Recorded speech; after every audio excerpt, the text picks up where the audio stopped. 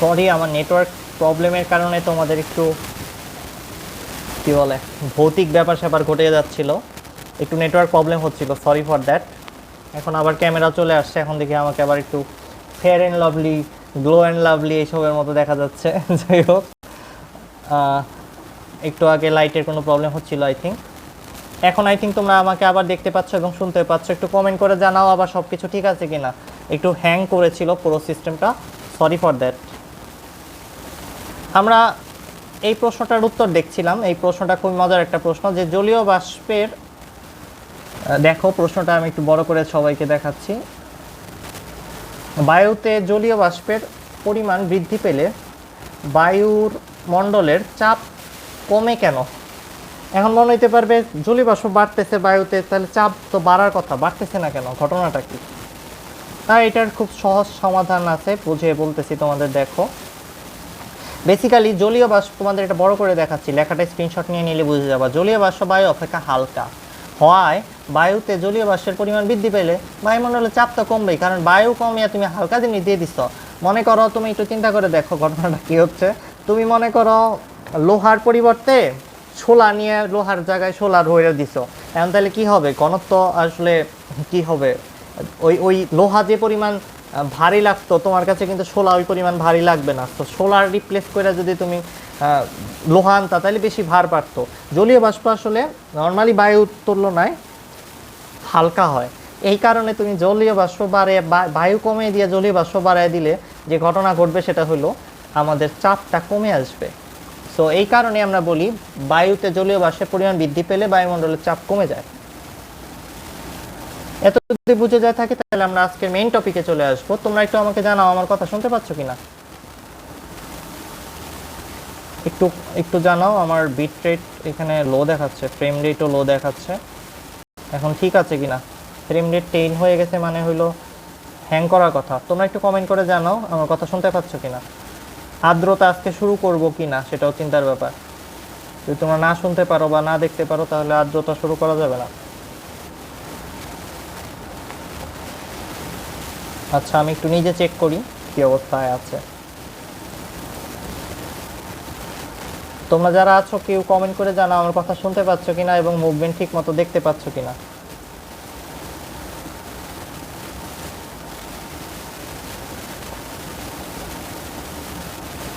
ওকে,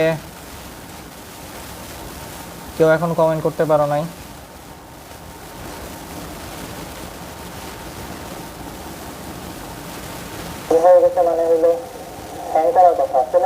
ও আচ্ছা, ঠিক আছে, এখন সবই কিছুই ঠিক আছে, সব কিছু ফিরে আসছে। চলো আমরা সামনের টপিকগুলোতে চলে আসি।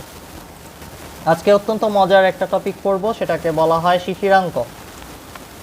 শিশিরাঙ্ক ও আর্দ্রতা। আর্দ্রতা মানে হলো ভিজা ভিজা ভাব, ঠিক আছে? তুমি যখন ছোট ছিলা, তোমার আব্বু আম্মু খুব ভালো বুঝতে পারে আর্দ্রতা কি জিনিস, কারণ তুমি বিছানায় মুতে দিতা, ঠিক আছে? তোমার মূত্রে পুরো বিছানা ভিজে যাইতো, তারপর তোমার আম্মু বলতো এটা হলো আর্দ্রতা। আর্দ্রতা মানে হলো ভিজা, ঠিক আছে? শিশিরাঙ্ক ব্যাপারটা আমরা বুঝবো, আর্দ্রতা ব্যাপারটা আমরা বুঝতে পারি যে বায়ুকে ভিজিয়ে দিচ্ছে কিনা, কোথাও জায়গায় কোথাও তুমি আসলে মূত্র ত্যাগ করেছো কিনা সেটা বোঝায় আসলে তোমার আর্দ্রতা আছে কিনা। ঠিক আছে? তো তোমার আম্মুকে আব্বুকে জিজ্ঞেস করবা, তোমরা ছোটোবেলায় যারা বিছানায় টয়লেট করতা, তারা তোমার আব্বু আম্মুর কাছে জিজ্ঞেস করলেই, সবাই তো করতাম আমরা, তাই আব্বু আম্মুর কাছে জিজ্ঞেস করলেই তোমরা জানতে পারবে আর্দ্রতা কী। আর্দ্রতা বোঝার জন্য তেমন ফিজিক্সের দরকার পড়ে না, এই যে বইয়ের লোগো লাগে ঘোরার দরকার পড়বে না। ঠিক আছে? যেটা বলছিলাম, তোমাদের পরম আর্দ্রতা কী সেটা যদি বলি, খুব সিম্পলি পরম আর্দ্রতা আর আপেক্ষিক আর্দ্রতা দুইটাই মাত্র টপিক, আর কিছু নাই, একদম সহজ বাচ্চাদের জিনিস বুঝিয়ে দিচ্ছি। দেখো, পরম আর্দ্রতা জিনিসটা হলো একক আয়তনে জলীয় বাষ্পের ভর। মানে এক আয়তন, ধরো তোমার তোমার যে প্যান্টটা ছিল ছোটোবেলায়, যে বাচ্চা ছিল যখন বিছানায় মূত্র ত্যাগ করতা, তখন মনে করো 1 মিটার কিউব আয়তনের তোমার একটা প্যান্ট ছিল। এত বড় প্যান্ট ডাইনোসরের থাকার কথা না। যাই হোক, তুমি মনে করো তোমার আন্ডারওয়্যারের সাইজ হলো এটা, তারপর তুমি কতখানি মুতে দিছ, সেটা হইলো পরম আর্দ্রতার পরিমাপ। তো সোজা কথা, একক আয়তনে জলীয় বাষ্প কতখানি আছে সেইটা দ্বারা বোঝা যায় পরম আর্দ্রতা কী। তো তোমার এই যে উদাহরণ দিলাম, এটা জীবনে ভুলবা না, জন্মের উদাহরণ দিয়ে দিলাম। এখন একটা গণিত দেখো, পরম আর্দ্রতার উপরে দৈর্ঘ্য প্রস্থ উচ্চতা সব দেওয়া রয়েছে। দৈর্ঘ্য প্রস্থ উচ্চতা, দৈর্ঘ্য প্রস্থ উচ্চতা, দৈর্ঘ্য প্রস্থ উচ্চতা দিলে আমাদের কি মনে পড়ে, মাথায় কি আসে? কি আসে মাথায়? মনে পড়ে আয়তন বের করার কথা, তার মানে আয়তন দেওয়া রয়েছে এই জায়গাটায়, ভিটা লুকানো রয়েছে, ভি ইজিক্যাল টু 6 × 3 × 2 করলেই পাওয়া যাবে। 6টা দেখতে ব্যাঙের মতো হয়ে গেছে, এটা ঠিক করে দিই, যাই হোক সমস্যা নেই গেল। এবার দেখো পরম আর্দ্রতা বলে দিছে তোমাকে 0.2 kg/m3। কতটুকু বাষ্প আছে এটার ভিতরে, কতখানি মতে দিছো তুমি সেটা বের করতে হবে।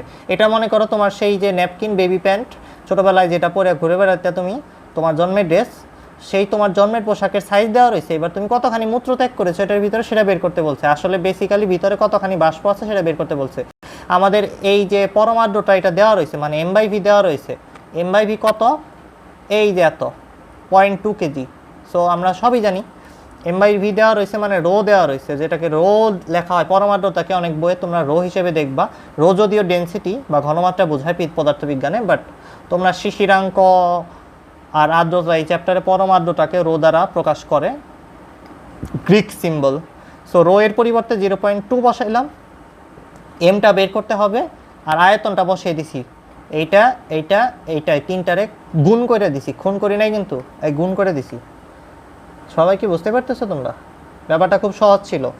আয়তনটা বের করবা, তুমি যে ন্যাপকিন পরে বিছানায় মূত্র ত্যাগ করতা ছোটোবেলায়, সেই ন্যাপকিনের যে বেবি প্যান্ট পরে তুমি মূত্র ত্যাগ করতা, সেই বেবি প্যান্টের সাইজটা লাগবে, আর কতখানি মূত্র ত্যাগ করছো সেটা লাগবে। মূত্রের ভর m ডিভাইডেড বাই তোমার প্যান্টের ভলিউম। তুমি এইটা দ্বারা ভাগ করে দিলেই পেয়ে যাবা, কি পাবা? পরম আর্দ্রতা পাবা। ঠিক আছে, ছোটোবেলায় যখন এভাবে মুইতে দিতা পরম শান্তি পাইতা, এটা এখন তোমরা বড় হয়ে গেছে, এখন রাস্তাঘাটে যে কোনো জায়গায় এভাবে মুততে পারবা না। ঠিক আছে, এই ব্যবস্থা নাই। সো এই হলো শিশিরাঙ্ক আর্দ্রতা চ্যাপ্টারের পরম আর্দ্রতা টপিকটা জেনে ফেললাম। তাহলে 50% শেষ চ্যাপ্টারের। আপেক্ষিক আর্দ্রতা জানলেই বাকি সব শেষ। আপেক্ষিক আর্দ্রতা জিনিসটা কি একটু ভালো করে বোঝাচ্ছি, দেখো তোমাদের এটা একটু বড় করে জুম করে, অনেক বড় বড় করে হাতির মতো করে, হাতির সমান বানায় দেখাইতেছি। বা আপেক্ষিক আর্দ্রতা জিনিসটা তোমাদের বোঝার জন্য সিম্পলি আমি সবসময় বিয়ে বাড়ির একটা উদাহরণ দিই। তোমার পেটে কত জায়গা আছে, মানে কয়টা খাসির মাংস বা কয়টা রোস্ট খাইতে পারো, সেটার উপর ডিপেন্ড করতেছে আপেক্ষিক আর্দ্রতা। আর তোমারে কয়টা বিয়ে বাড়িতে এখন কয়টা খাইতে দিছে সেটার উপর ডিপেন্ড করতেছে আপেক্ষিকভাবে তুমি আর্দ্রতা কতখানি ফিল করবা। সোজাভাবে বুঝিয়ে বলি, তোমারে তোমার বান্ধবী বা বন্ধু বা অন্য কেউ দাওয়াত দিছে তার বিয়েতে, তুমি গেছো, তুমি খাইতে পারো 10টা রোস্ট, তোমার মাত্র 2টা দিছে। তোমার কাছে তাইলে এখন রোস্ট আছে কয়টা? 2টা। আর তুমি খাইতে পারো কয়টা? টোটাল 10টা। তাহলে উপরে বসাবা 2, নিচে বসাবা 10, শেষ, আপেক্ষিক আর্দ্রতা বেড়ে গেল। তাহলে কি করলাম দেখো, এই যে আমি লিখে দেখাইতেছি, এফের জায়গায় উপরে বসাবো হলো 2, কারণ তোমার খাইতে দিছে রোস্ট 2টা, আর নিচে বড় এফের জায়গায় বসাবা 10, আপেক্ষিক আর্দ্রতা বেড়ে যাবে। পার্সেন্টেজে বের করতে চাও তাহলে 100 দিয়ে গুণ করে দাও, এই খুন বলি নাই, গুণ বলছি, গুণ করে দাও, বেড়ে যাবে। দেখতে পাচ্ছ না তোমরা? এই যে দেখো বড় বড় করে দেখাইতেছি, কারণ আবার আমারে দেখতে পাচ্ছ না।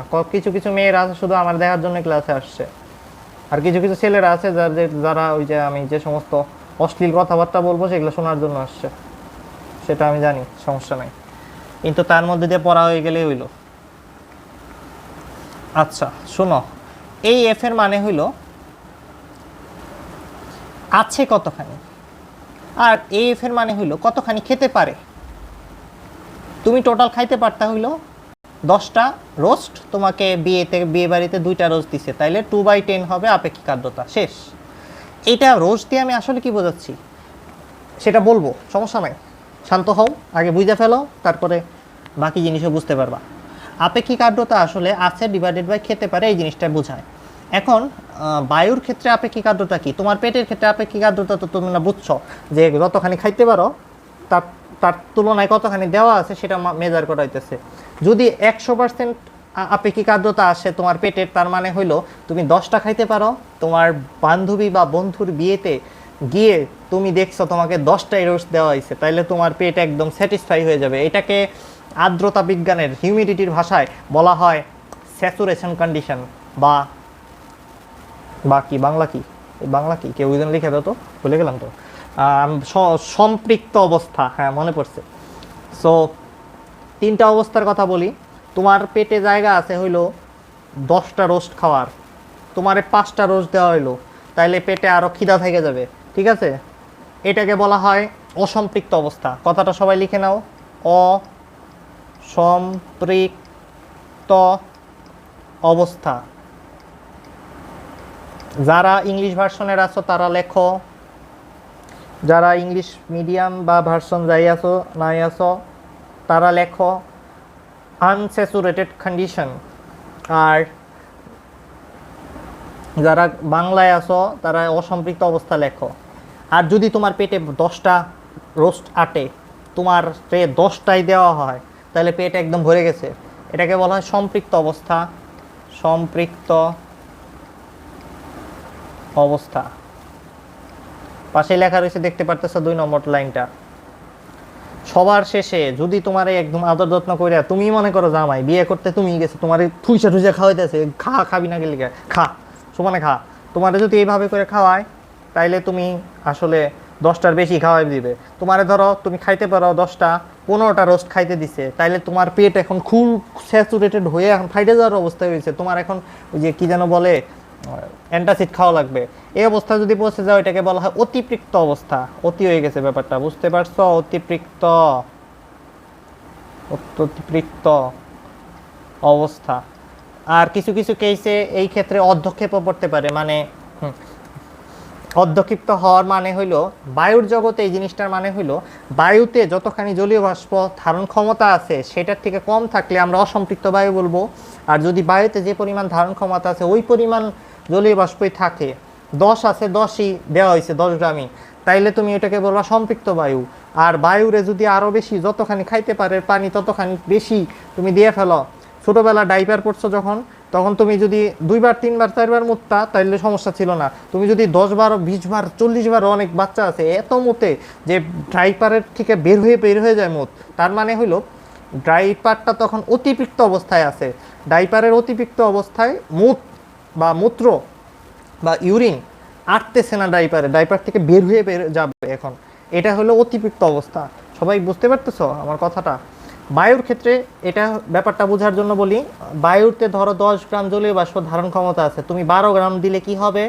অর্ধক্ষিপ্ত হবে। অর্ধক্ষেপ বায়ুতে কিছুই না, জলীয় বাষ্প জল হয়ে পানির মতো নিচে বের হয়ে যাবে।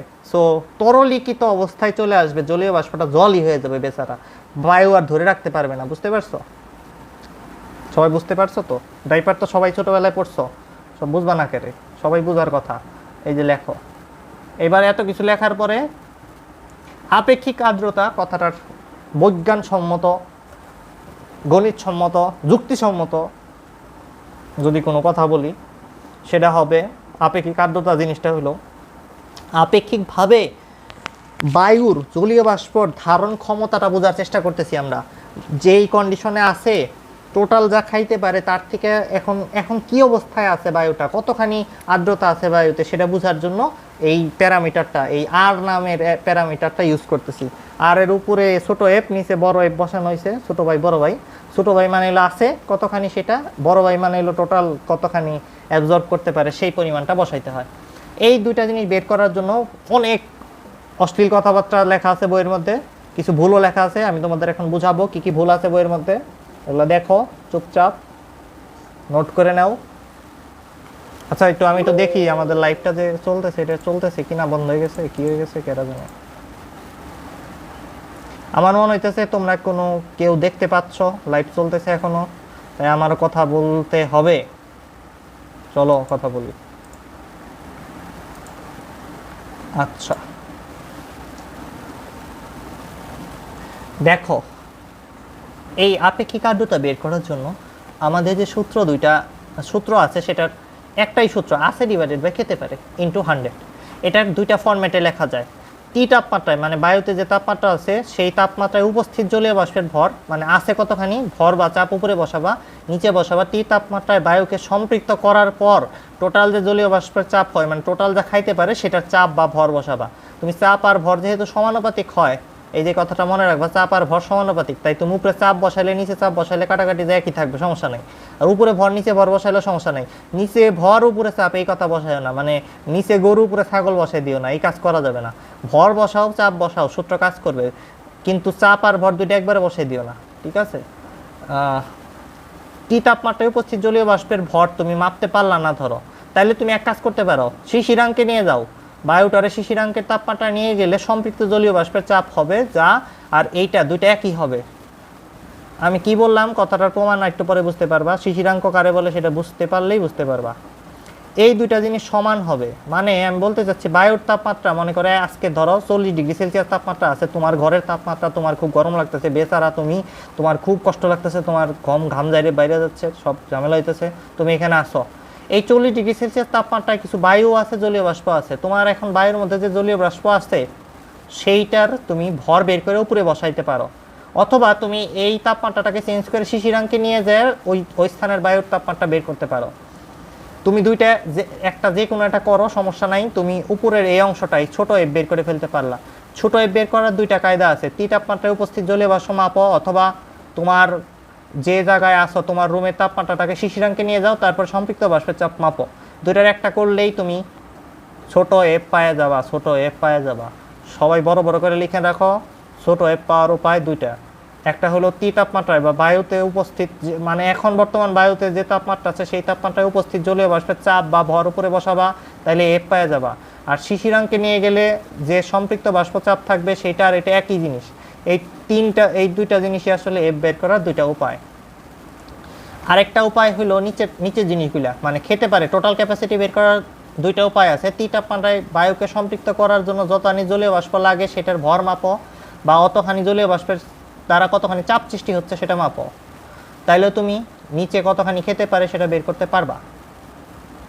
অনেকে আবার আমার কথা বুঝতেছো না, মাথা একটু স্লো, ড্যাম মাথার মধ্যে জাম আছে, তাদের মাথায় ঢুকানোর জন্য আবার বলতেছি, বায়ুতে যতখানি ক্যাপাসিটি আছে সেটা বের করতে হবে তোর, বুঝছস বেটা? এরপর ভালো করে বুঝ।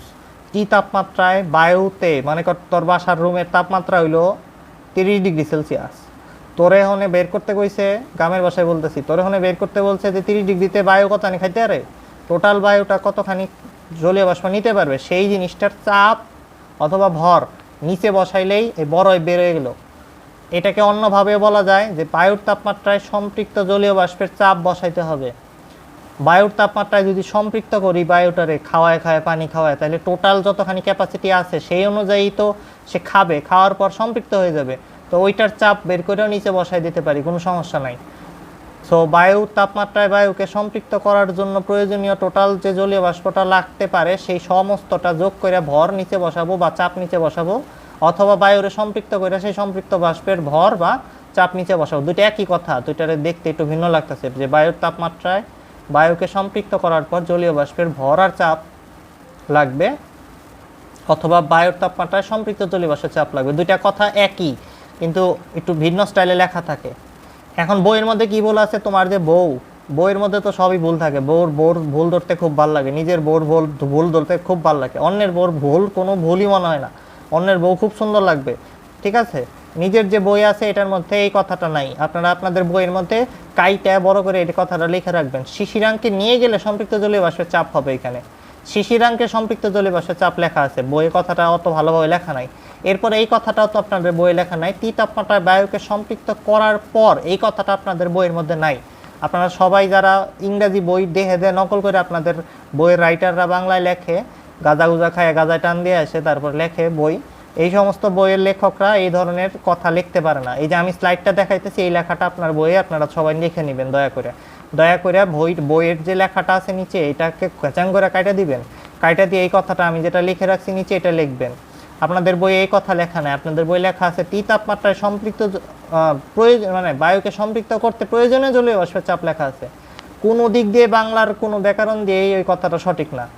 প্রয়োজনীয় মানে হলো আরও বেশি কী লাগতে পারে সেই জিনিসটা বোঝাইতেছে। সো প্রয়োজনীয় মানে অনেক ভাবার্থ গুণার্থ এইসব করার তো দরকার নাই, সাইন্টিফিক কথা বলার চেষ্টা করেন।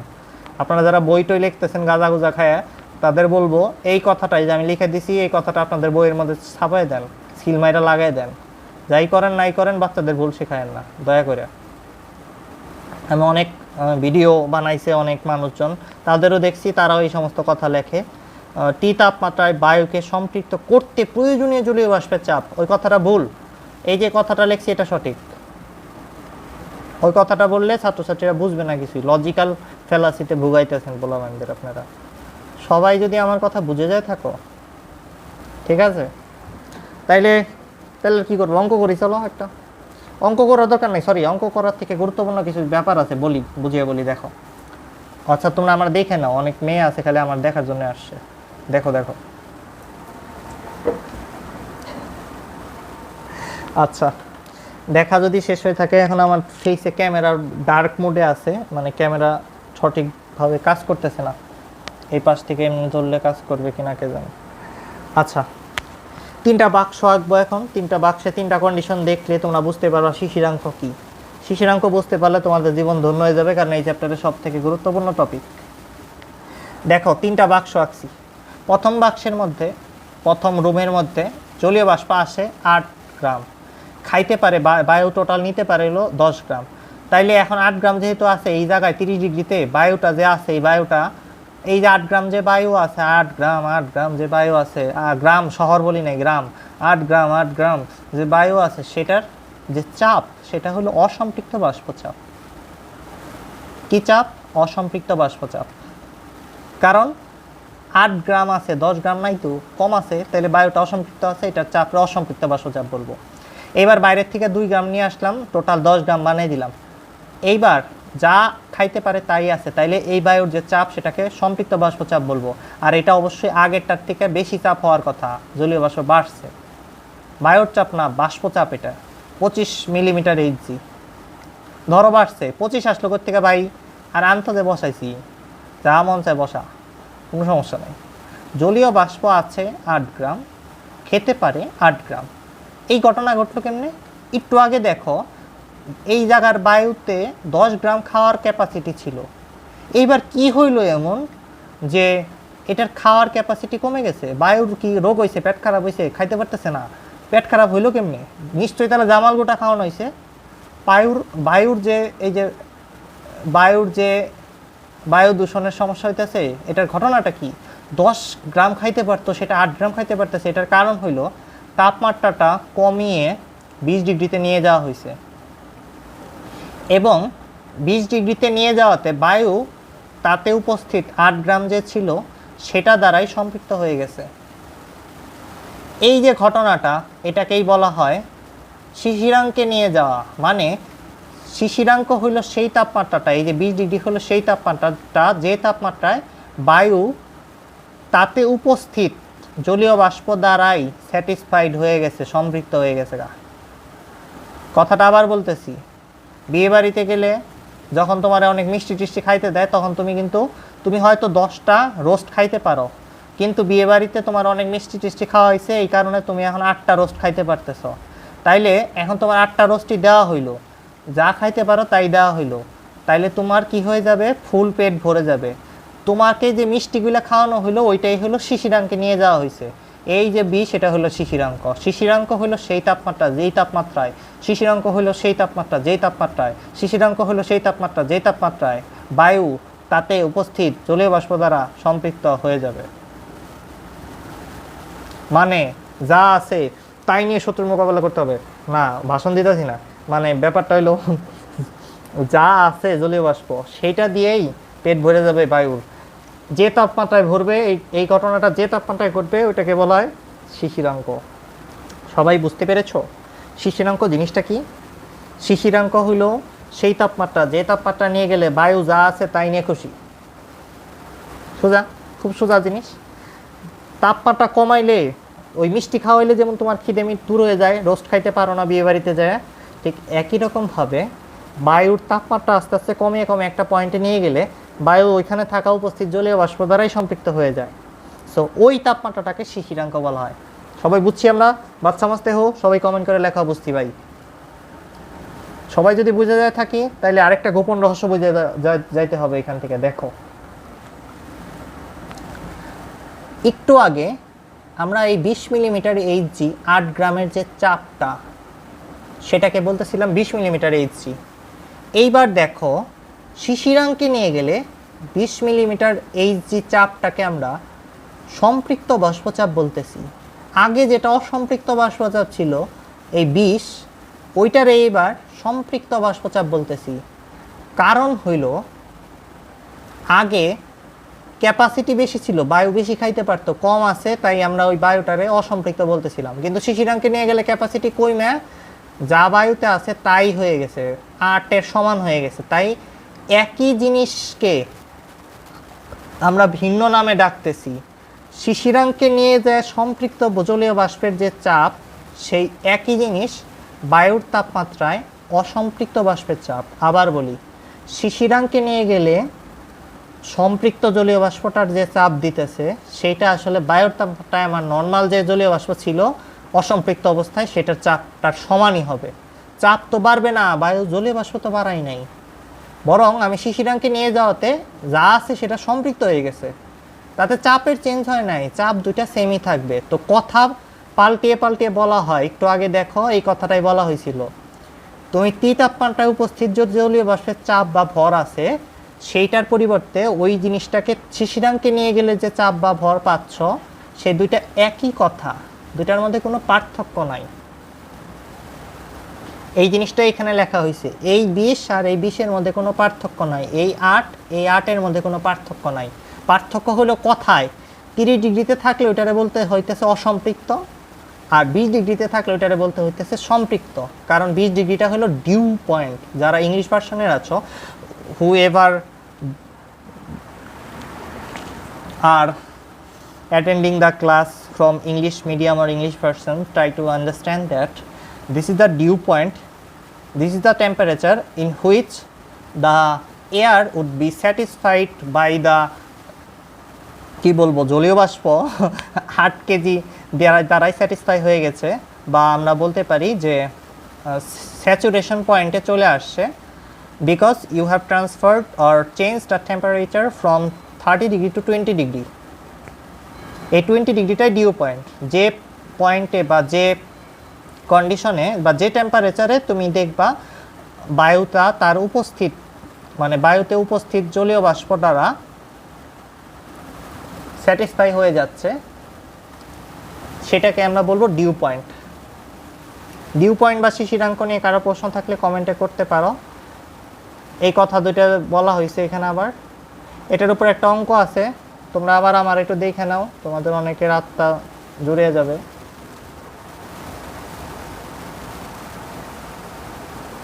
আচ্ছা, আমাকে যদি দেখে থাকো তাহলে অঙ্কটারও দেখো। অঙ্কটা আমার ছোটো দেখতে দেখা যাচ্ছে, ছোট অঙ্কটা বড় করে আনি, চলো বিগ সাইজ নাও। অঙ্কটার মধ্যে বলা হইতেছে কোন 30 ডিগ্রি সেলসিয়াসের কোনো একটা স্থান আছে, মানে তোমার রুমের তাপমাত্রা আজকে 30 ডিগ্রি, আপেক্ষিক আর্দ্রতা 30% আছে, মানে তোমাকে দিয়ে দিছে আর এর মান দিয়ে দিছে, রিলেটিভ হিউমিডিটি দিয়ে দিছে। সো ভ্যাপর আসছে জলীয় বাষ্প, ভ্যাপরটা প্রেশারকে বলা হইতেছে। তোমরা যারা ইংলিশ ভার্সনে আছে জলীয় বাষ্পের চাপ, জলীয় বাষ্পের চাপ বুঝতেছো না, তাদের বলে দিলাম যে ভ্যাপর প্রেশার আর কি, ঠিক আছে। এরপর 20 ডিগ্রিতে তোমার সম্পৃক্ত জলীয় বাষ্প যদি থাকে তাহলে ওইটার চাপ দেওয়া রয়েছে কত, এই যে দেখো 25 মিলিমিটার ইঞ্চি, মার্কার নিয়ে আইছি সালা। এবার যদি 10 ডিগ্রিতে থাকে তাহলে সম্পৃক্ত জলীয় বাষ্পের চাপ দেওয়া রয়েছে, আর বলা রয়েছে তোমার এই বায়ুর জন্য, যে এই পরিস্থিতির জন্য, এই পরিবেশের জন্য 15 ডিগ্রি হলো শিশিরাঙ্ক। প্রশ্নটা করা হইতেছে 30 ডিগ্রি সেলসিয়াসে সম্পৃক্ত বাষ্পের চাপটা কত। কঠিন প্রশ্ন মনে হবে, একটু ক্রিটিক্যাল প্রশ্ন, বাট তোমরা এখন সমাধানটা দেখলে কিছু বুঝতে পারবা মনে হইতেছে। চলো দেখাই সমাধান। দেখো কি করতেছি, এই যে এই দুইটার সাহায্য নিয়ে আমি শিশিরাঙ্কে সম্পৃক্ত বাষ্পের যে চাপটা 15 ডিগ্রিতে যে চাপটা সেটা বের করতে চাইতেছি। ক্যান বের করতে চাইছি, ক্যান বাই ক্যান বের করবো। এটা বের করে কি লাভ, শিশিরাঙ্কে সম্পৃক্ত জলীয় বাষ্পের চাপ বের করলে ক্যান বের করতেছি। দেখো আমার যে সূত্রটা ছিল, সূত্রটার মধ্যে যাই, ওই যে দেখো নিচে লেখা রয়েছে, উপরে লেখা রয়েছে শিশিরাঙ্কে নিয়ে গেলে সম্পৃক্ত জলীয় বাষ্পের চাপ উপরে বসাতে পারো, ছোট এফ বের করে ফেলতে পারবো। আর এর মান দেওয়া হয়েছে, ছোট এফ বের করে ফেললে টোটাল ক্যাপাসিটিও বের করা সহজ হয়ে যাবে। ক্যাপাসিটি বের করলে কি লাভ হবে না হবে সেটা তোমরা বুঝতে পারবা একটু পরে। এবার প্রশ্নটা আবার দেখো, একটু খেয়াল করে দেখো, আজকের দিনের তাপমাত্রা তোমার রুমে 30 ডিগ্রি, আর ওরা চাইতেছে 30 ডিগ্রিতে সম্পৃক্ত বাষ্পের চাপ। তার মানে 30 ডিগ্রিতে সম্পৃক্ত তো বাষ্প তখন হবে 30 ডিগ্রিতে যদি পায়ুরে খাওয়ায় খাওয়ায় মোটা করে ফেলো, মানে যতখানি ব্যাপর প্রেশার নিতে পারে, টোটাল যতখানি ম্যাক্সিমাম ব্যাপর প্রেশার সম্পৃক্ত হওয়া অবস্থায় নিতে পারে, যতখানি ব্যাপর খাইতে পারবে বায়ুটা, মানে যত জলীয় বাষ্প খাইতে পারে ততখানি খাওয়াইলেও সম্পৃক্ত হয়ে যাবে, তখন যে চাপ দিব সেটাই তো আসলে ক্যাপাসিটি। সো মূল কথা হইলো আমাদের সূত্রটা একটু খেয়াল করো, আমাদের সূত্রটা ছিল হইলো R is equal to F divided by F into 100%। এর মধ্যে আমার এই আর বলা রয়েছে 30%। আমার এই ছোট এফ যদি আমি বের করতে চাই সেটা বের করতে পারবো 15 ডিগ্রি সেলসিয়াসে সম্পৃক্ত জলীয় বাষ্পের যে চাপ সেটা বের করলে কাজ হয়ে যাবে। আর এই এফটাই প্রশ্নে চাইছে, সে খেল খতম, ক্যাপাসিটি এটা। সবাই যদি এতটুকু বুঝে যায় থাকি তাহলে এই জিনিসটা বের করাই হলো আসল খেলা। 15 ডিগ্রিতে শিশিরাঙ্ক আছে, শিশিরাঙ্কে সম্পৃক্ত জলীয় বাষ্পের যে চাপ দিবে সেটা এই দুইটার দ্বারা বের করতে হবে। আমরা যে সায়েন্সটা ব্যবহার করব গণিতের ভাষায় এটাকে বলা হয় ইন্টারপোলেশন। আমরা ঐকিক করে বের করব। আমরা দেখব 10 থেকে 20-এ গেলে চাপের পরিবর্তন কত হচ্ছে, সম্পৃক্ত জলীয় বাষ্পের চাপের পরিবর্তন হচ্ছে 25 - 15। এইবার যদি আমরা বলি এটার পার্থক্য কত, 5 ডিগ্রি সেলসিয়াস তাপমাত্রা পরিবর্তনে চাপের পরিবর্তন হচ্ছে, চাপ বাড়তেছে 5 মিলিমিটার এইচজি, তাহলে 1 ডিগ্রি চেঞ্জ করাতে কত হবে। আর এই যে 15, আমার 10-এর থেকে 15-তে আসতে হবে। 10 আর 20-এর মাঝখানেই 15 আছে, খেয়াল করে দেখো 10 আর 20-এর মাঝখানেই 15 আছে, তাহলে 10 থেকে 20-এ গেলে কত চেঞ্জ হয়, 1-এ কত চেঞ্জ হয়, 5-এ কত চেঞ্জ হয় সেটা বের করবো। 5-এ চেঞ্জ হয় কত সেটা বের করলে আসতেছে 5 মিলিমিটার এইচজি। 5 ডিগ্রি পরিবর্তন করলে চাপ বাড়ে 5 করে, তাহলে 10-এ আছে 15 চাপ, আমি 5 ডিগ্রি বাড়াইলে 15-তে যাব। 10-এ আছে 15 চাপ, 20-এ আছে 25, 15-তে কত হবে, এই দুইটা কিভাবে বাড়তেছে, কি স্কেলে বাড়তেছে সেটা দেখো, 5 করে বাড়তেছে, সরি এক করে বাড়তেছে। 5 ডিগ্রিতে 1 বাড়বে, তো টোটাল 5 ডিগ্রিতে 5 বাড়বে টোটাল। যারা কিছুই বুঝো না, ক্লাস 5 ফেল করছিল তাদের জন্য আমি আবার বলে দিচ্ছি, 20 - 10 অ্যান্সার আসতেছে 10। তার মানে এটা হলো 10, আর 25 থেকে 15 বাদ দিল 10 আছে, তার মানে 1 ডিগ্রিতে 1 মিলিমিটার এইচজি করে বাড়তেছে। সো 10 থেকে 15-তে গেলে 15 মিলিমিটার এইচজি প্রেশার থেকে আরও 5 মিলিমিটার এইচজি প্রেশার বেড়ে গিয়ে 25 ডিগ্রিতে চাপটা হবে 20 মিলিমিটার এইচজি। আমি বলে দিচ্ছি 10-এর মাঝখানে আছে 15, আবার বলতেছি যারা ক্লাস 3 ফেল করছিল তাদের জন্য বলে দিচ্ছি, এই জায়গায় চাপটা কত হবে সেটা বের করার জন্য ইন্টারপোলেশন করতেছি, সম্পৃক্ত বাষ্প চাপ। সেটা করার জন্য আমি দেখলাম যে 10 থেকে 20 তাপমাত্রা চেঞ্জ হওয়াতে চাপ কতখানি চেঞ্জ হয়। এতে আমরা ঐকিক করে বের করলাম এই লাইনটার দ্বারা যে 1 ডিগ্রি বাড়াইলে চাপ বাড়ে 1 মিলিমিটার এইচজি করে। তাইলে 5 ডিগ্রি, 10-এর থেকে 5 বাড়ছে না, 15 মানে কি 5 ডিগ্রি বাড়ছে, 10 থেকে 15 5-এর পার্থক্য আছে। 5 ডিগ্রি বাড়াইলে কত বাড়বে, 15 থেকে তত বাড়াও, তাহলে 15 + 5 হবে 15 ডিগ্রি সেলসিয়াস তাপমাত্রায় সম্পৃক্ত বাষ্প চাপ, যেটা আমি উপরেও বসাই দেবো। এই যে এই 20টা বসাই দেবো উপরে এই জায়গাটায়, সরি প্রথমে আর এর মান বসাইছি 30%, 30 মানে হলো 30 ডিভাইডেড বাই 100 মানে 3/10 বসাই দিছি। আবার বলি এটা হলো 30 ডিগ্রি এখান থেকে আসছে। এরপর এই এফ এর মান হইলো আমরা জানি, এই মাত্রই বের করেছি 20। আমার বের করতে হবে এই ক্যাপাসিটি এফ, তো এটাকে আমি আগে 20 না বসিয়ে আমি একটু ক্যাপাসিটিটাকে ট্রান্সফার করে এইভাবে লিখছি।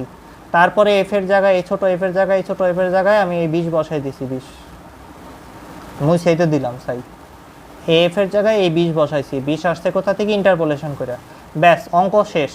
কিন্তু আমি আগেই বলে দিলাম এই অঙ্ক তোমাদের মধ্যে বাংলাদেশের অধিকাংশ ছাত্রছাত্রী পারবে না, কারণ বইতে নাই, বইতে আসবে পারবে না। আর যারা পারবে তারা এই যে লোগো লাগাই ঘুরবে, ঠিক আছে, যে আমি লোগো লাগাই ঘুরতেছি ঠিক আছে, তোমরা ঘুরবা।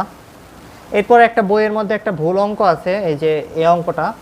এই অঙ্কটা যখন বানাইছিল টিচার, গাঁজায় টান দিছিল বা মদ গাঁজা সব একসাথে খাইছিল, অনেক বেশি খেয়ে গেছিল, ডোজ বেশি হয়ে গেছিলো। তারপরে এই অঙ্কটা তোমাদের জাতীয় শিক্ষা ক্রম অনুযায়ী অনুমোদিত বইয়ে এই প্রশ্নটা দেওয়া আছে, ঠিক আছে। এই প্রশ্নের মধ্যে বলা হইতেছে শিশিরাঙ্কের পরিবর্তন কত হবে। শিশিরাঙ্কের পরিবর্তন জেনারেলি এই যে এই অঙ্কের মধ্যে যে সমস্ত কন্ডিশন দিছে তাতে শিশিরাঙ্ক চেঞ্জ হবে না। শিশিরাঙ্কের পরিবর্তন নর্মালি তোমাদের কোনো অঙ্কই হবে না, যদি অঙ্ক খুব জ্ঞানী ব্যক্তি না বানায়। তো তোমাদের বই যারা লেখছে তারা কোনো জ্ঞানী ব্যক্তি না, মূর্খ, এটা জানা কথা। তোমাদের বইয়ে যে প্রশ্নটা দেখতে পাচ্ছ, এই প্রশ্নটাকে বাম থেকে ডানে গ্যাচাং গ্যাচাং করে কেটে দিবা। শিশিরাঙ্ক পরিবর্তিত হয় না, শিশিরাঙ্ক পরিবর্তন বের করতে বলছে, এটারে কেটে দিবা। এটা ভুল অঙ্ক, ভুল, ব্র্যাকেটে লিখবা ভুল, ঠিক আছে। প্রশ্নটা বলে দিচ্ছি, কোনো একটি আবদ্ধ স্থানে বায়ুর তাপমাত্রা 15 ডিগ্রি সেলসিয়াস আর শিশি 4 ডিগ্রি সেলসিয়াস, তাপমাত্রা কমে 10 ডিগ্রি সেলসিয়াস হলে পরিবর্তিত শিশিরাঙ্ক কত হবে। পরিবর্তিত শিশিরাঙ্ক যা আছে তাই হবে, মারা খাও, ঠিক আছে, কোনো চেঞ্জ আসবে না। তোমাদের এই অঙ্কটা হোমওয়ার্ক দিয়ে দিচ্ছি, এটা হলো বইটা আসছিল, এটা খুবই সহজ অঙ্ক, তোমরা সবাই পারবা। আমি যেটা করে দিছি ওটা এটার থেকে একটু কঠিনই ছিল, বাট এটা অনেক সহজ অঙ্ক। তোমারে বলে দিছে জাস্ট কোন স্থানে বায়ুর তাপমাত্রা 26 ডিগ্রি সেলসিয়াস, আপেক্ষিক আর্দ্রতা 70%, কোন স্থানে। আচ্ছা, তোমাদের কয়জন স্টুডেন্ট আসো লাইভে, আমি এটা একটু দেখবো, তাহলে এটা করাবো, নাহলে করাবো না। ক্লাস করো না কিছু না, হ্যাঁ তোমরা অনেকেই নাই, সো এই অঙ্কটা আমরা করে দেবো না, এটা তোমাদের হোমওয়ার্ক দিয়ে দিলাম। সবাই এটার স্ক্রিনশট নিয়ে চলে যাও বাসায়, টাটা বাই বাই।